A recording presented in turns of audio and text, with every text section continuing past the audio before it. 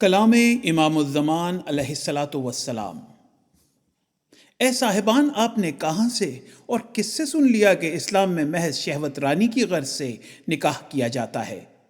ہمیں قرآن نے تو یہ تعلیم دی ہے کہ پرہیزگار رہنے کی غرض سے نکاح کرو اور اولاد صالح طلب کرنے کے لیے دعا کیا کرو، جیسا کہ وہ اپنے پاک کلام میں فرماتا ہے، محسنین غیر مسافحین، سورہ النساء۔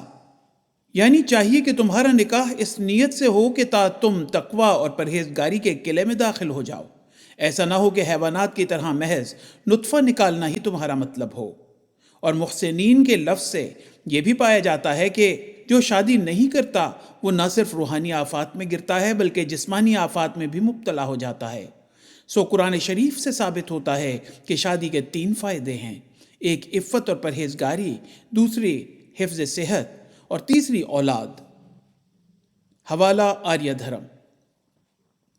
نکاح سے ایک اور غرض بھی ہے جس کی طرف قرآن کریم میں یعنی سورہ الفرقان میں اشارہ ہے، اور وہ یہ ہے، اعوذ باللہ من الشیطان الرجیم،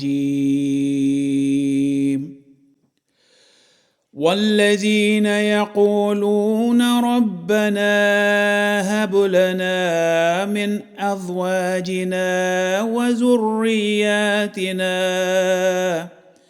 وذریاتنا قرة اعین وجعلنا للمتقین اماما۔